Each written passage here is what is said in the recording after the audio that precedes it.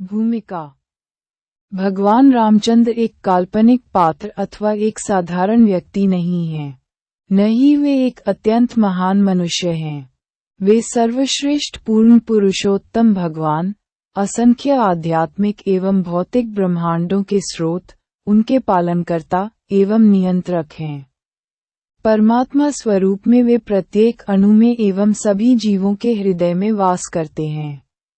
वे भूत, वर्तमान एवं भविष्य को जानने वाले त्रिकाल ज्ञाता हैं। भगवान राम शक्ति, यश, धन, ज्ञान, सौंदर्य एवं त्याग नामक 6 ऐश्वर्यों से परिपूर्ण हैं। वे सभी मंगलकारक गुणों के कोश हैं तथा योगियों, वैरागियों एवं विशेषकर भक्तों के, जो उनकी अचिंत्य लीलाओं का गान करने में आनंद प्राप्त करते हैं, जीवन के अंतिम ध्येय हैं। पूर्ण पुरुषोत्तम भगवान के मूल रूप श्री कृष्ण के विस्तार होने के कारण भगवान रामचंद्र सदा आध्यात्मिक आकाश में स्थित अपने लोक में निवास करते हैं। वहां उनके साथ उनकी नित्य संगिनी सीता, उनके भ्राता लक्ष्मण, भरत तथा शत्रुघ्न एवं उनके सुप्रसिद्ध भक्त हनुमान तथा अन्य सहचर निवास करते हैं। पीड़ित बद्धात्माओं के उद्धार हेतु अपनी अतिविशिष्ट कृपा को दर्शाने के लिए भगवान समय समय पर इस भौतिक जगत में अवतार लेते हैं। भगवान गीता 4.7-8 में इसे विस्तार पूर्वक समझाते हैं। यदा यदा हि धर्मस्य ग्लानिर्भवति भारत, अभ्युत्थानमधर्मस्य तदात्मानं सृजाम्यहम्, परित्राणाय साधूनां विनाशाय च दुष्कृताम्, धर्म संस्थापनार्थाय संभवामि युगे युगे। हे भरतवंशी, जब भी और जहाँ भी धर्म का पतन होता है और अधर्म की प्रधानता होने लगती है, तब तब मैं अवतार लेता हूँ, भक्तों का उद्धार करने।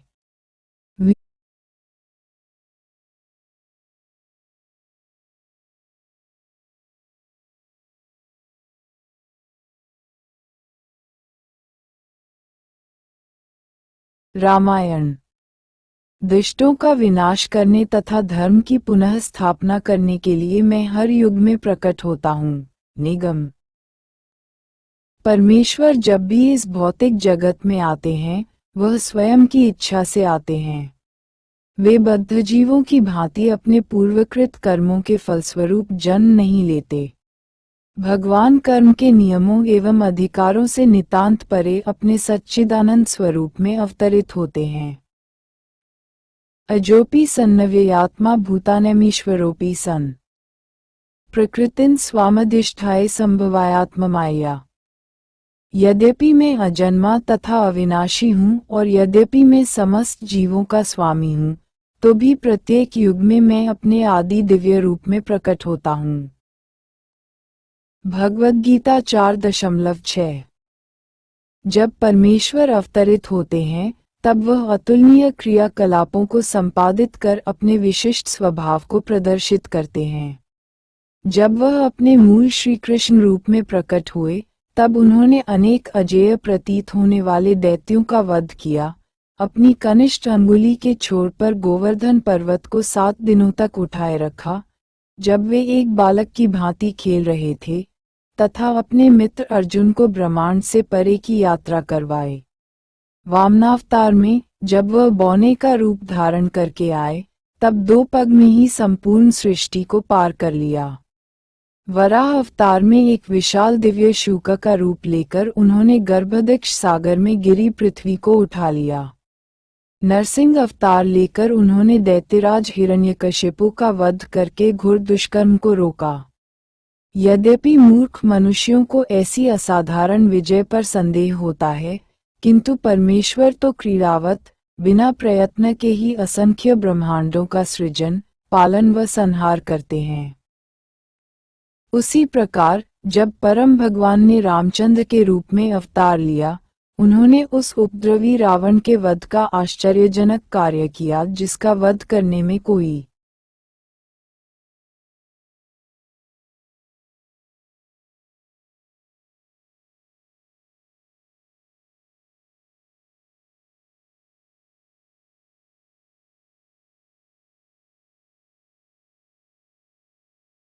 भी समर्थ नहीं था। बाह्य रूप से मनुष्य का रूप तथा व्यक्तित्व धारण करके भगवान राम ने अपने भक्तों के संग अनेक मधुर लीलाओं का आनंद लिया। ये लीलाएं नास्तिकों के लिए अचिंत्य हैं, किंतु भक्तों के लिए दिव्य आनंद का स्रोत हैं। भगवान रामचंद्र की कथा असंख्य युगों से भक्तों को आनंद एवं संतोष प्राप्त कराती रही है तथा वर्तमान में भी वे इसका रसास्वादन कर रहे हैं। कुछ समय पूर्व, जब भारतीय भगवान राम की दिव्य लीलाओं की चर्चा करने के अभ्यस्त थे, प्रत्येक हिंदू भगवान राम की लीलाओं से भलीभांति परिचित था। भारत के 3 प्रसिद्ध महाकाव्यों रामायण, महाभारत तथा श्रीमद्भागवतम में रामायण संभवतः इसकी सरल प्रस्तुति के कारण परंपरागत रूप से सर्वाधिक लोकप्रिय है। रामायण की कृति नाटक तथा करुण रसयुक्त होने के कारण आज भी विश्व की सर्वाधिक लोकप्रिय कथाओं में ये सम्मिलित है। इन दिनों विश्वव्यापी भक्ति आंदोलन के प्रसार से भारत में भी परमेश्वर की लीलाओं के विषय में जनसाधारण में पुनः रुचि जागृत हुई है। अंतर्राष्ट्रीय कृष्ण भावनामृत संघ के संस्थापक आचार्य तथा आधुनिक युग में भक्ति के प्रधान प्रचारक कृष्ण कृपामूर्ति श्री श्रीमद् अभयचरणारविंद भक्तिवेदांत स्वामी श्रील प्रभुपाद के अथक प्रयासों के कारण ये भक्ति पुनः जागृत हुई है। श्रील प्रभुपाद ने अपने लेखन में श्री कृष्ण की लीलाओं का विस्तृत वर्णन किया है तथा यह इच्छा भी व्यक्त की है कि भगवान राम की लीलाओं का प्रसार किया जाए।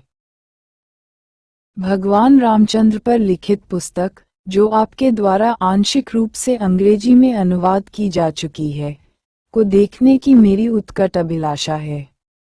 मुझे पुराणों, रामायण, महाभारत एवं अन्य अनेक धार्मिक साहित्यों का अनुवाद करना है जो गौड़ीय वैष्णव छोड़ गए हैं।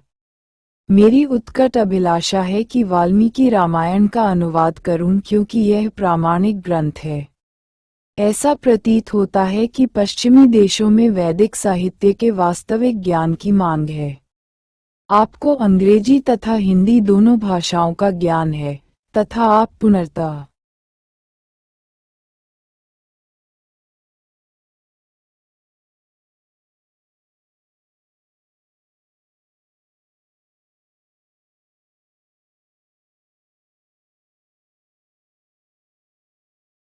रामायण भगवान रामचंद्र की सेवा के प्रति समर्पित होकर यह कार्य कर सकते हैं। 26 जुलाई 1975 को श्रील प्रभुपाद द्वारा श्री दीनानाथ एन. मिश्रा को लिखा गया पत्र। इस वर्तमान संस्करण में भगवान राम की लीलाओं को यथारूप प्रस्तुत करने का प्रयास किया गया है। यह वर्णन महामुनि वाल्मीकि द्वारा प्रस्तुत मूल संस्कृत ग्रंथ के अनुरूप है। वाल्मीकि द्वारा रामायण की रचना के पश्चात विभिन्न भारतीय और दक्षिण एशियाई भाषाओं में इसका भाषांतर किया गया। दुर्भाग्यवश कई अनुवादक एवं टीकाकार वाल्मीकि की शुद्ध भक्ति परंपरा में नहीं आते थे और उन्होंने अपनी रचनाओं में भगवान राम के विषय में अनेक मिथ्या धारणाओं एवं सिद्धांतों को प्रस्तुत किया। फलस्वरूप इन पुस्तकों के पाठकों में पूर्ण पुरुषोत्तम भगवान के रूप में भगवान राम की मौलिक स्थिति अस्पष्ट बनी हुई है।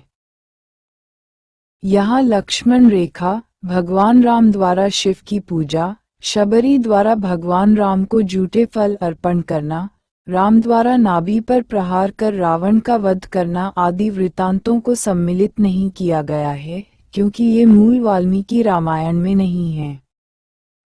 यद्यपि यह सार अध्ययन है, तथापि ये कथा के प्रधान अंशों से रिक्त नहीं है। रूप रघुनाथ वाणी प्रकाशन द्वारा रचित वाल्मीकि रामायण का प्रत्येक श्लोक के अनुवाद एवं तात्पर्य सहित संस्करण अधिक अध्ययन के लिए संस्तुत है।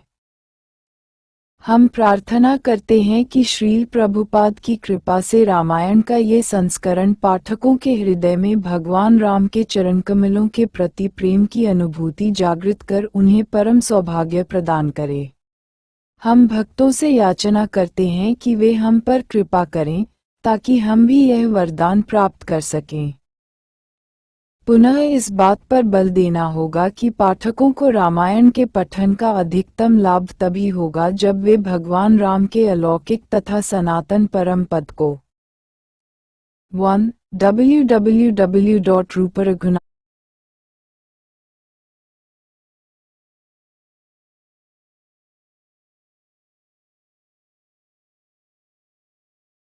शी भूमिका समझकर इसका पठन करेंगे, न कि मात्र एक रोमांचक कथा की भांति। जो इस प्रकार से सचेत होकर रामायण का पठन करेंगे वे अंत में भगवत धाम लौटकर जीवन के सर्वश्रेष्ठ वरदान को प्राप्त कर सकते हैं। जन्म कर्म च मे दिव्यम एवं यो वेति तत्वतः त्यक्त्वा देह पुनर्जन्म नेति मामेति सोर्जुन। हे अर्जुन, जो मेरे आविर्भाव तथा कर्मों की दिव्य प्रकृति को जानता है, वह इस शरीर को छोड़ने पर इस भौतिक संसार में पुनः जन्म नहीं लेता है, अपितु मेरे सनातन धाम को प्राप्त होता है। गीता 4.9। भगवान रामचंद्र की दिव्य अवस्था को यथारूप जानने के लिए पाठकों से निवेदन है कि वे कृष्ण कृपामूर्ति श्री श्रीमद् ए.सी. भक्तिवेदांत स्वामी प्रभुपाद द्वारा लिखित पुस्तकों का अध्ययन करें। निम्नलिखित अंश उनके लेखन से उद्धृत है। पूर्ण पुरुषोत्तम भगवान राम की व्यक्तिगत विशेषताएं ही नहीं, अपितु उनके अलौकिक क्रियाकलाप भी आकर्षक हैं, क्योंकि परम पूर्ण भगवान अपने नाम, यश, रूप, लीलाओं तथा ऐश्वर्यों से पूर्ण हैं। भगवान इस भौतिक जगत में अपनी अहेतुकी कृपा से अवतरित होते हैं तथा एक मानव के रूप में अपनी दिव्य लीलाओं का प्रदर्शन करते हैं ताकि मनुष्यों की प्रीति उनकी ओर हो और वे भगवत धाम जाने के योग्य बन सकें। मनुष्य स्वाभाविक रूप से उन व्यक्तियों के इतिहास एवं कथाओं को सुनने के लिए तत्पर होता है जो सांसारिक क्रियाकलापों को संपादित करते हैं। जनसाधारण को ये पता नहीं होता कि ऐसा करना अपना बहुमूल्य समय व्यर्थ गंवाना है और इससे मनुष्य भौतिक प्रकृति की त्रिगुणी माया के वशीभूत हो जाता है। अपना समय व्यर्थ गंवाने के स्थान पर व्यक्ति अपना ध्यान भगवान की दिव्य लीलाओं की ओर प्रवृत्त करके आध्यात्मिक सफलता प्राप्त कर सकता है। भगवान की दिव्य लीलाओं के श्रवण मात्र से व्यक्ति का भगवान के साथ प्रत्यक्षतः संपर्क होता है और जैसा कि पहले स्पष्ट किया गया है कि इस प्रकार के श्रवण से सांसारिक प्राणी के जन्म जन्मांतरों के पाप धुल जाते हैं। इस प्रकार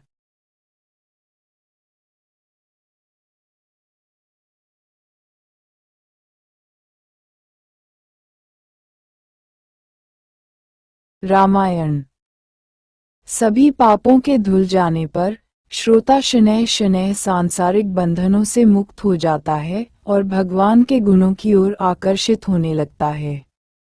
अर्थात प्रभु की लीलाओं के श्रवण मात्र से ही व्यक्ति उनका अनुचर बन सकता है। तत्वज्ञानियों के प्रामाणिक स्रोत से प्राप्त भगवान की दिव्य लीलाओं का ज्ञानपूर्वक श्रवण करने से व्यक्ति जीवन की पूर्णता को प्राप्त कर सकता है। निक्तों के सानिध्य में इस प्रकार के श्रवण का कलियुग में विशेष महत्व है। कृष्ण कृपामूर्ति ए.सी. भक्तिवेदांत स्वामी प्रभुपाद के श्रीमद्भागवतम 1.5.26 का तात्पर्य पर आधारित। भक्ति विकास स्वामी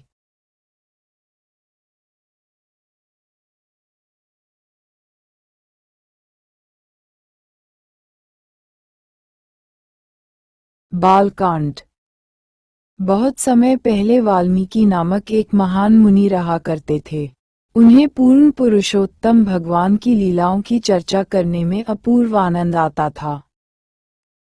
एक दिन जब वाल्मीकि अपने शिष्यों के एक समूह के समक्ष कृष्ण भावनामृत की व्याख्या कर रहे थे, तब उनकी कुटिया में श्री नारद मुनि पधारे, जो भगवान की लीलाओं का गुणगान करते हुए आध्यात्मिक एवं भौतिक जगत में अनवरत भ्रमण करते रहते हैं। श्री नारद को देखकर वाल्मीकि एवं उनके शिष्यों ने उन्हें प्रणाम किया। तत्पश्चात प्रथा के अनुसार श्री नारद को बैठने के लिए उच्चासन प्रदान कर पादप्रक्षालन किया तथा नम्रतापूर्वक उनके कुशलक्षेम के विषय में जिज्ञासा की। उसके पश्चात वाल्मीकि ने श्री नारद से प्रश्न किया, हे तत्वज्ञानियों में श्रेष्ठ, कृपया हमें बताएं कि वर्तमान समय में इस धरती पर ऐसे कौन हैं जो सभी ऐश्वर्यों के सागर हैं? कौन है जो सर्वाधिक सुसंस्कृत, विद्वान, शक्तिशाली, उच्च विचारों वाले, सत्यवादी एवं कृतज्ञ हैं? कौन है जिनका चरित्र निर्दोष है और जो जीवधारियों के यथार्थ कल्याण में संलग्न है? कौन अतुलनीय रूप से मेधावी हैं, सर्वाधिक सुंदर हैं, जिसके समक्ष क्रोध एवं द्वेष प्रभावहीन है, तथापि जो क्रुद्ध होने पर बड़े से बड़े देवताओं को भी भयभीत कर देते हैं?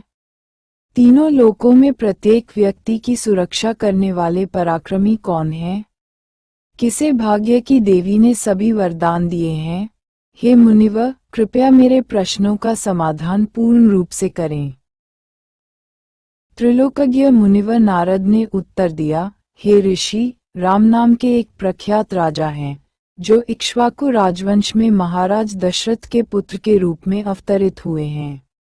वे सभी श्रेष्ठ गुणों वाले एवं सर्वाधिक ऐश्वर्यशाली हैं। राम अपनी इंद्रियों पर पूर्ण रूप से नियंत्रण रखने वाले एवं असंख्य शक्तियों के स्वामी हैं। भगवान राम की शक्तिशाली भुजाएं घुटनों से नीचे तक लंबी हैं और उनकी गर्दन पर 3 मंगल रेखाएं हैं जो अति शुभ हैं। उनके कंधे विस्तृत एवं छाती चौड़ी।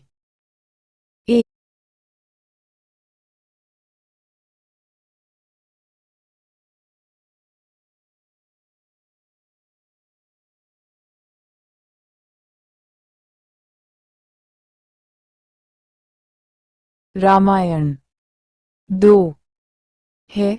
सुंदर मस्तक, सुशोभित ललाट, शक्तिशाली जबड़े और मजबूती से जड़ी हुई हंसुली है। उनके नेत्र विशाल हैं। उनका कद भव्य मध्यम ऊंचाई वाला है और उनके समस्त अंग सुगठित एवं सुडौल हैं। वे गहन हरित नीलवर्णी हैं, जिनकी अनुपम आभा है। उनकी बुद्धि अथाह है, उनका आचार व्यवहार गंभीर है तथा उनकी वाणी एवं वक्तृत्व कला सर्वश्रेष्ठ है। भगवान राम का चरित्र विशेष रूप से पवित्र है और वह वास्तविक धार्मिक सिद्धांतों का पालन करने वाले हैं। वे आत्मसाक्षात्कार में पूर्ण हैं एवं वर्णाश्रम धर्म के अनुपालक हैं। वस्तुतः वे संपूर्ण ब्रह्मांड के आश्रय हैं। साथ ही साथ वे समस्त शत्रुओं के संहारक एवं पूर्ण शरणागतों के एकमात्र आश्रय हैं। भगवान राम वेदों के परम ज्ञाता तथा शस्त्र विद्या में निपुण हैं।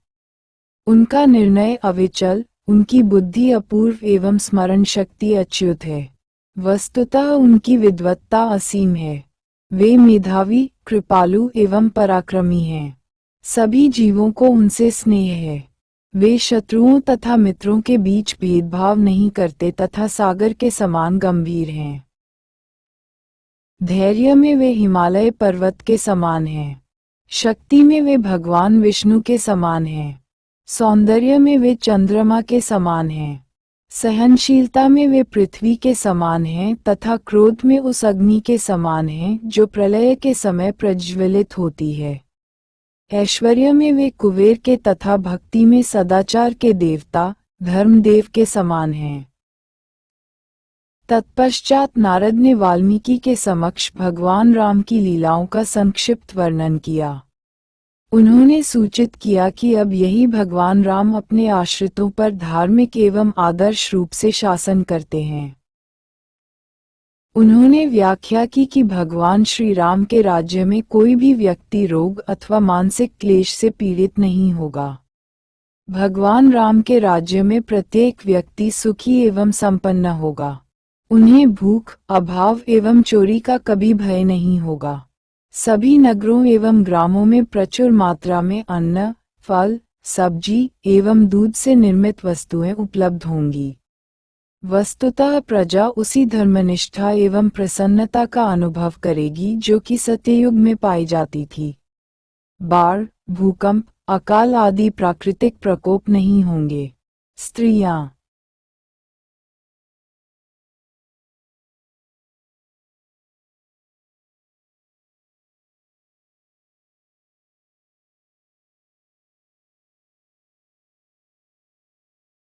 8. बालकांड। सदा पवित्र रहेंगी एवं उन्हें वैधव्य से पीड़ित नहीं होना पड़ेगा। भगवान रामचंद्र अपने परम धाम आध्यात्मिक जगत में वैकुंठ को लौटने से पूर्व पृथ्वी पर 11,000 वर्षों तक शासन करेंगे।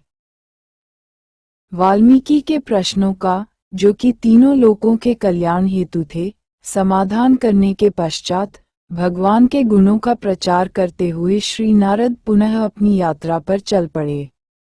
तब वाल्मीकि मुनि अपने शिष्य भरद्वाज के साथ तमस नदी के तट की ओर चल दिए। नदी के तट पर बैठकर वाल्मीकि श्री नारद द्वारा वर्णित बातों पर विचार करने लगे। वन में बैठे हुए वाल्मीकि ने सारस पक्षियों के एक जोड़े को देखा, जो मैथुन क्रिया में संलग्न था। काम क्रिया में लिप्त दोनों पक्षी मधुर स्वर में गा रहे थे। उसी समय निषाद वंश का एक पापी शिकारी अपने छिपने के स्थान से निकलकर प्रकट हुआ। उसने एक ऐसा बाण चलाया जिसने नरपक्षी के शरीर को भेद दिया। पक्षी पीड़ा से चीखते हुए धरती पर गिर पड़ा।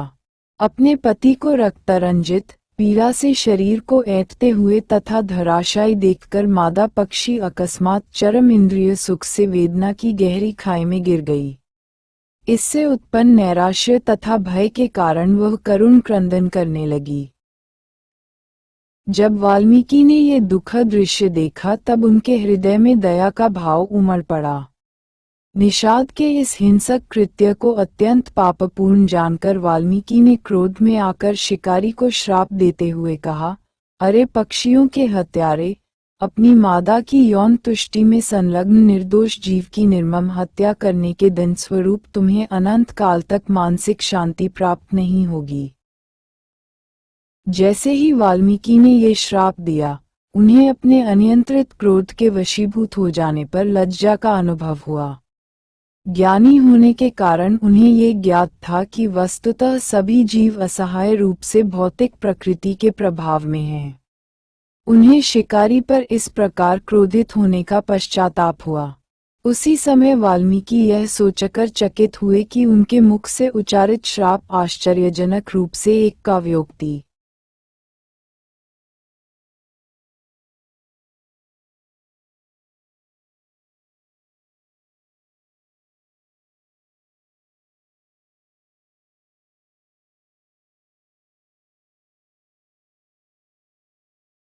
रामायण 4 था।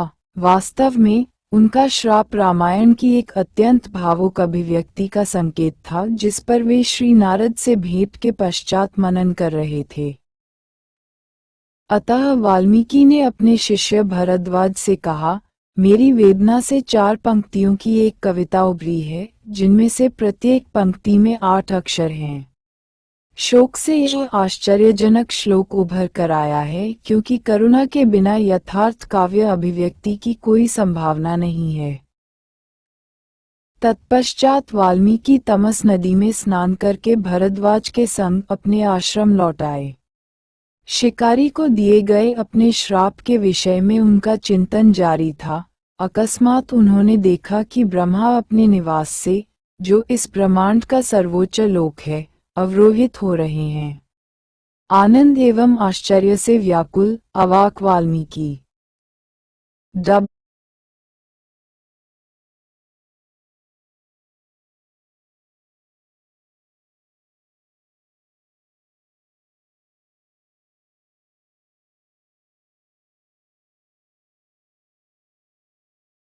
5 बालकांड। ब्रह्मांड में सर्वप्रथम जन्म लेने वाले व्यक्ति का अभिनंदन करने के लिए उठ खड़े हुए। DIF। जब ब्रह्मा वाल्मीकि के समक्ष उपस्थित हुए, तब उन्होंने श्री ब्रह्मा को सादर प्रणाम किया तथा अत्यंत श्रद्धा एवं आदर से उनकी पूजा की। इसके पश्चात ब्रह्मा ने, जो समस्त जीवों के पूर्वज हैं और जो सभी के हृदय को समझने वाले हैं, कहा, हे भाग्यवान मुनि, कृपया यह विचार कर शोक न करें कि आपने शिकारी को श्राप देकर अनुचित कार्य किया है। वास्तव में जो शब्द आपने क्रोध में आकर उच्चारित किए, वे मेरे थे। एक महान कार्य को संपन्न करने हेतु प्रेरणा प्रदान करने के उद्देश्य से वे शब्द आपके मुख से उच्चारित करवाए गए थे। वस्तुतः अब समय आ गया है कि आप भगवान रामचंद्र के जीवन की कथा, प्रसिद्ध अलौकिक दिव्य लीलाएं जो विश्व के परम कल्याण हेतु हैं, की रचना करें। मेरे प्रिय वाल्मीकि, चिंतित न हो, क्योंकि मेरे आशीर्वाद की शक्ति से जो कुछ भी तुम्हें ज्ञात नहीं है वह तुम्हारे हृदय में स्पष्ट रूप से विदित हो जाएगा। इस प्रकार मेरी कृपा से तुम्हारे द्वारा रचित रामायण की कथा त्रुटिरहित होगी। वाल्मीकि को यह आशीर्वाद देकर ब्रह्मा अपने दिव्य हंस वाहन पर सभी को आश्चर्यचकित करते हुए अपने धाम की ओर चल दिए। ब्रह्मा के निर्देशानुसार वाल्मीकि भगवान रामचंद्र की लीलाओं का ज्ञान प्राप्त करने हेतु ध्यानमग्न हो गए। ध्यानमग्न वाल्मीकि ने भगवान राम के अवतार की घटनाओं को अपने हृदय में स्पष्टतः देखा। तत्पश्चात वाल्मीकि ने 24,000 श्लोकों में रामायण की रचना की।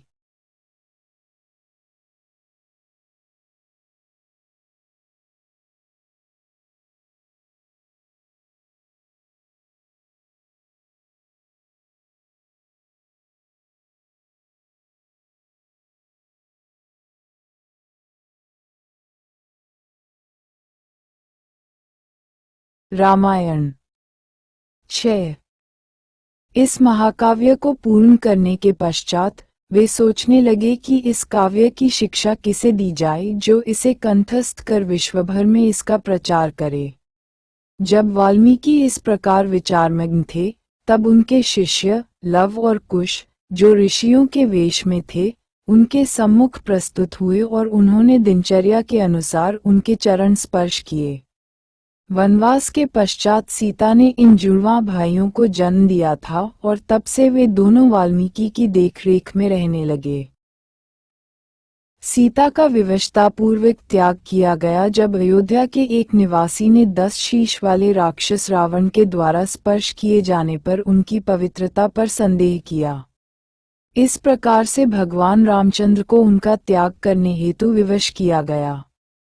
उनके दोनों पुत्र लव एवं कुश तीव्र स्मरण शक्ति एवं संगीत कला के धनी थे।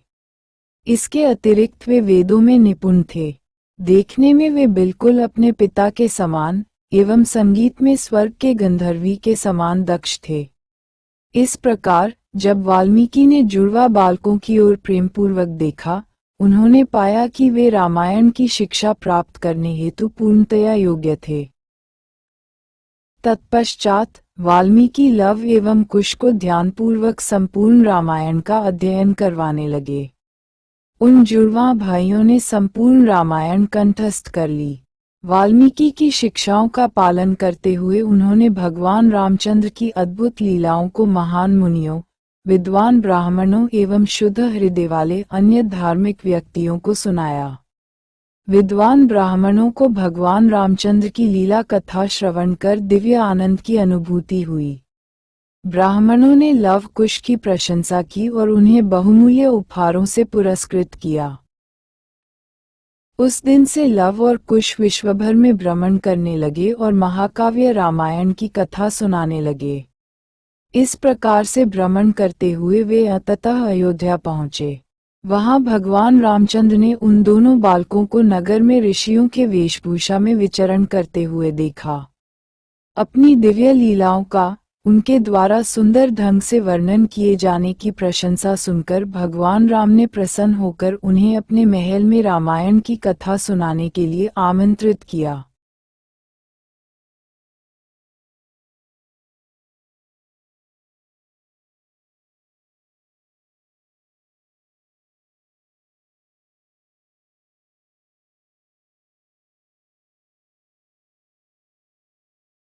सात। बालकांड। इन जुड़वा मुनियों का आदर पूर्वक स्वागत करने के पश्चात भगवान राम ने उन्हें अपनी राजसभा में आमंत्रित किया। भगवान राम ने देखा कि यद्यपि ये बालक तपस्वी ब्राह्मणों के वेश में थे, तथापि इनका रूप क्षत्रियों के जैसा था। राम ने अपने भ्राताओं भरत, लक्ष्मण एवं शत्रुघ्न से कहा, हे रघुवंशियों में श्रेष्ठ, इस सुंदर कथा का श्रवण करो। यद्यपि ये दोनों गायक तपस्वियों की भांति दिखते हैं, तथापि इनके लक्षण महान शासकों के हैं। इस कथा को सुनो, क्योंकि यह साहित्यिक सौंदर्य से भरपूर है एवं सभी के चित्त को आकर्षित करने वाली है। जैसे ही लव कुश ने उस महाकाव्य का गान आरंभ किया, राम और उनके भाई सब कुछ भूलकर उसे सुनने में मग्न हो गए। भगवान की कीर्ति का श्रवण एवं कीर्तन करने मात्र से भौतिक जगत के बंधनों से मुक्त हुआ जा सकता है। कोसल नामक एक महान भूखंड सरयू नदी के तट पर स्थित था। वह भूमि हरी भरी, संपन्न एवं अन्न से परिपूर्ण थी। इस विशाल भूभाग के भीतर अयोध्या नामक एक प्रसिद्ध नगरी थी, जिसका निर्माण मानव जाति के शासक वैवस्वत मनु की इच्छा से कराया गया था। ये भव्य नगर 96 मील लंबा एवं 24 मील चौड़ा था। इस नगरी का विस्तार क्रमानुसार किया हुआ था और इसके सुंदर, सीधे मार्ग मतवाले हाथियों की सूंड से छिड़के गए सुगंधित जल से सुवासित होते थे। प्रतिदिन स्वर्ग से अप्सराएं अपने सुंदर विमानों में बैठकर वहां भ्रमण करती एवं पुष्पों की वर्षा करती। अयोध्या के धनुषाकार द्वारपथ संगमरमर से निर्मित थे तथा द्वारों पर स्वर्ण एवं रजत की नक्काशी की गई थी तथा बहुमूल्य रत्न जड़े थे। शत्रुओं को दूर भगाने में सक्षम तोप और प्रक्षेपास्त्र नगर की दीवारों की सुरक्षा करते थे। बाजार तथा व्यावसायिक प्रतिष्ठान व्यवस्थित ढंग से निर्मित थे। मार्ग के किनारे पर 7 मंजिला भवन सुनियोजित ढंग से निर्मित थे। बहुमंजिला महलों से सुशोभित, अतिसुंदर उद्यानों से आवृत तथा वाद्यों के स्फुरण से गूंजती हुई अयोध्या नगरी स्वर्ग के राजा इंद्र की नगरी अमरावती से भी प्रतिस्पर्धा करती। नगर भर में भाट, कवि,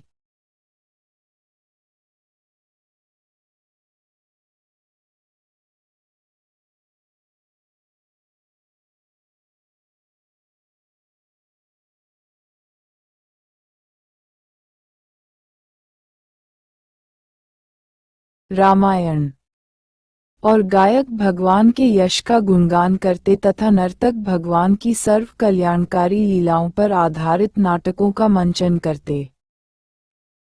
अयोध्या में फलों वाले वृक्षों एवं असीमित पुष्पों से परिपूर्ण अनेक सुंदर उद्यान थे। नीले, लाल एवं सुनहरे कमलों से भरे सरोवर थे और वायु में ऊंचाई तक जल की फुहार छोड़ते हुए फव्वारे थे। मंद वायु फव्वारों से सुगंधित फुहार लेते हुए अपने स्पर्श से प्रजा को शीतलता प्रदान करती तथा उष्ण ग्रीष्म ऋतु को भी वसंत के समान बना देती। सारस एवं मयूर की ध्वनि सर्वत्र सुनी जा सकती थी।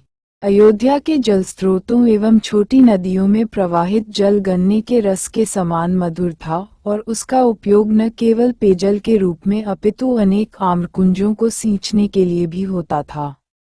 सुंदर संरचना वाले अनेक भवन और महल बहुमूल्य पत्थरों से निर्मित थे एवं पताकाओं तथा तोरणों से सुसज्जित थे। उनका सौंदर्य वैकुंठ के महलों से प्रतिस्पर्धा करता था। सहस्त्रों योद्धा इस भव्य नगरी की सुरक्षा करते थे। वे इतने निपुण धनुर्धर तथा रथ योद्धा थे कि सहस्रों व्यक्तियों से एक साथ युद्ध कर सकते थे।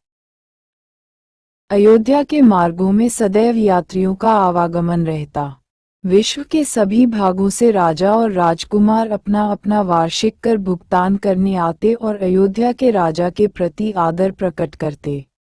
व्यापारीगण निकट एवं दूरस्थ स्थानों से आकर क्रय विक्रय हेतु एकत्रित होते। ब्राह्मण पुरोहित प्रायः भगवान विष्णु का गुणगान करते हुए एवं वैदिक श्लोकों का उच्चारण करते हुए यज्ञ अग्नि में घी की आहुति देते हुए देखे जाते। अपनी इंद्रियों पर नियंत्रण रखने वाले, सत्य को समर्पित ये ब्राह्मण समस्त गुणों से युक्त थे। महाराज दशरथ संपूर्ण पृथ्वी के शासक और एक महान राजर्षि थे। वे एक महर्षि के समान प्रख्यात थे। वे असीमित शत्रुओं के साथ अकेले युद्ध करने में सक्षम उग्र योद्धा थे। उनके तथा प्रजा के धार्मिक होने के कारण अयोध्या एक प्रामाणिक वैदिक सभ्यता का सजीव चित्र प्रस्तुत करती थी। प्रत्येक कल्पनीय धन वैभव वहां पूर्णता से उपलब्ध था और पापमय जीवन से उत्पन्न होने वाले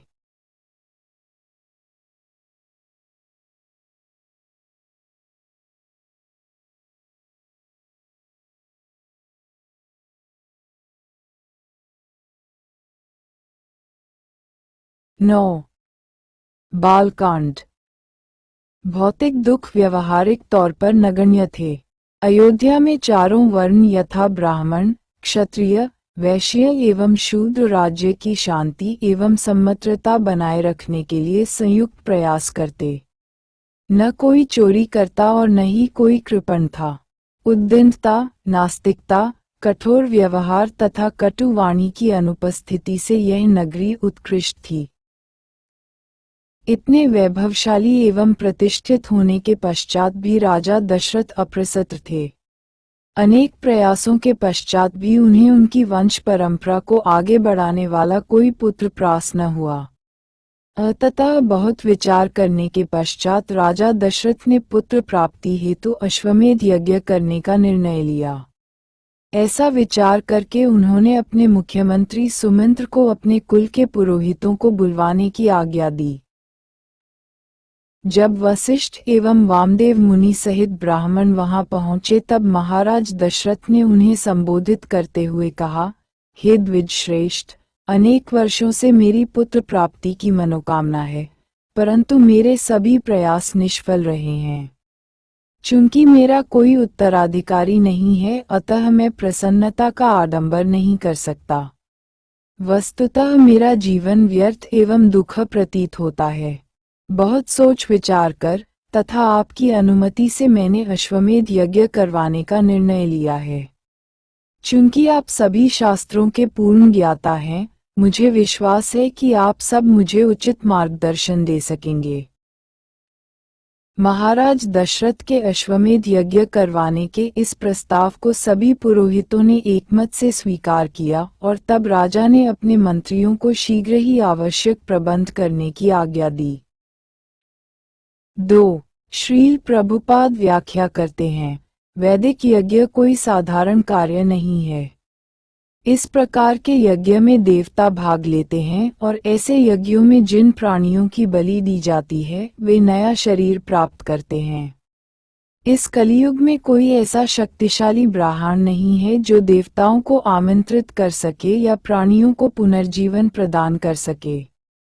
पूर्व काल में ब्राह्मण वैदिक मंत्रों के उच्चारण में निपुण थे, वे मंत्रों की शक्ति प्रदर्शित कर सकते थे, किंतु इस युग में बैंक वैसे ब्राह्मण नहीं है, अतः ऐसे यज्ञ निषिद्ध हैं।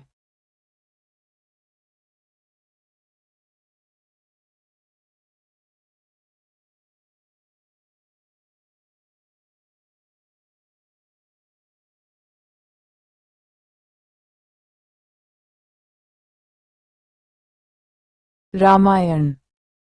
तब सुमंत्र महाराज दशरथ को वह कथा सुनाने के लिए एक ओर से ले गए जो उन्होंने संत कुमार द्वारा सुनी थी और जिसको उन्होंने मुनियों की सभा में सुनाया था।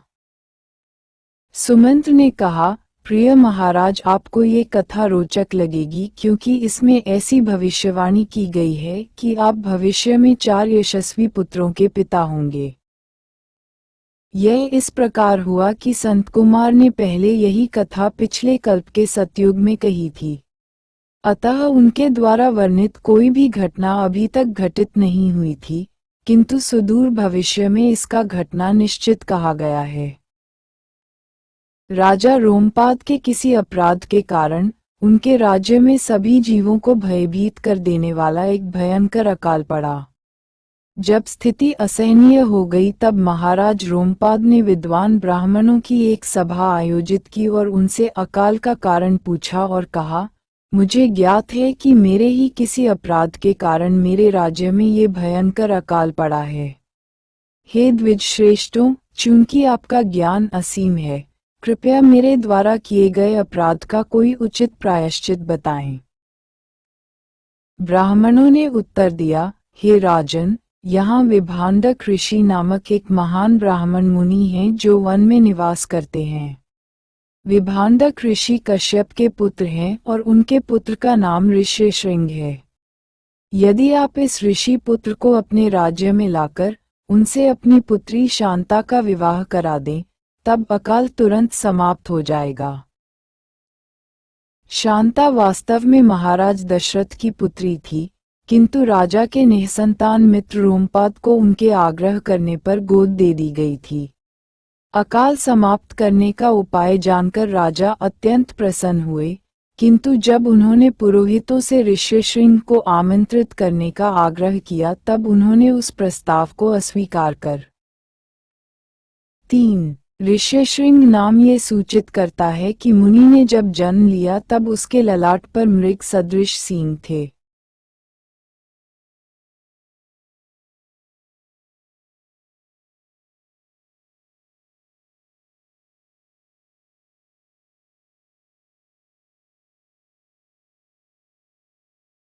ग्यारह बालकांड। दिया। ब्राह्मणों ने बताया, हे राजन, हमें भय है कि यदि हम विभांडक ऋषि के पुत्र को प्रलोभन से घर से भगा लाने का प्रयास करेंगे तो वे हमें श्राप दे देंगे।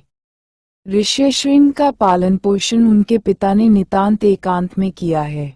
उन्होंने किसी दूसरे मानव को कभी नहीं देखा है। चूंकि ऋष्यशृंग ने स्त्री जाति के किसी सदस्य को कभी नहीं देखा है, अतः वह उनके सान्निध्य से पूर्ण रूपेण अनभिज्ञ है।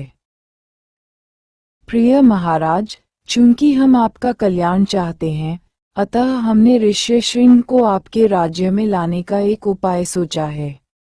अति सुंदर वेश्याओं को उनके पास भेजकर स्त्रियोचित रीति से उन्हें प्रलोभित किया जाए। हमें विश्वास है कि इस प्रकार से आपका उद्देश्य सरलता से पूर्ण हो जाएगा। महाराज रोमपाद ने उनकी योजना स्वीकार कर ली और फिर युवा एवं अत्यंत सुंदर वेश्याओं को बुलावा भेजा। इस प्रकार से राजा द्वारा निर्देशित एवं समुचित पारितोषिक पाने का आश्वासन प्राप्त करके वेश्याएं किसी भी मूल्य पर युवा ऋषि को लेकर आने का निर्णय करके वन की ओर चल दीं। तत्पश्चात वेश्याओं ने विभांडक ऋषि के आश्रम के पास अपना शिविर स्थापित किया और उचित समय की प्रतीक्षा करने लगीं। एक दिन ऋष्यशृंग अपने घर से भ्रमण करने निकले और वेश्याओं के शिविर में आ पहुंचे। उन्हें देखते ही युवतियां आनंदपूर्वक उनके पास गईं। जब उन्होंने उस युवक से उसका परिचय पूछा तब उसने उत्तर दिया, मैं विभांडक ऋषि का पुत्र हूँ और अपने पिता के आश्रम में तपस्या करता हूँ। आप सब अत्यंत सुंदर हैं। मेरी कामना है कि आप सभी मेरे घर आकर मेरी सेवा एवं सत्कार को स्वीकार करें। वेश्याएं ऋष्यशृंग के साथ आश्रम गईं जहां उनको चरण धोने के लिए जल दिया गया, जलपान करवाया गया एवं अनेक प्रकार के कंद मूल प्रदान कर उनका उचित स्वागत किया गया। वे युवतियां ऋष्यशृंग के पिता के शीघ्र ही लौट आने की शंका से भयभीत थीं तथा अधिक समय तक वहां रुकना नहीं चाहती थीं। जाते समय